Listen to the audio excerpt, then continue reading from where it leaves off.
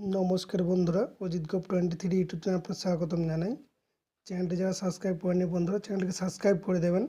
SSC CHSL 3712 শূন্য পদে clerk ও data entry operator নিয়োগ, মাসিক বেতন 19,000 টাকা। কম্বাইন্ড হায়ার সেকেন্ডারি অর্থাৎ উচ্চ মাধ্যমিক পাস চাকরি প্রার্থীদের জন্য নিয়োগের বিজ্ঞপ্তি প্রকাশ করল কেন্দ্রীয় সরকারের স্টাফ সিলেকশন কমিশন।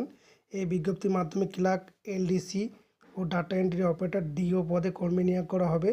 যে কোনো ভারতীয় নাগরিক অর্থাৎ পশ্চিমবঙ্গের যে কোনো জেলার চাকরি প্রার্থীরা এখানে আবেদন জানাতে পারবেন।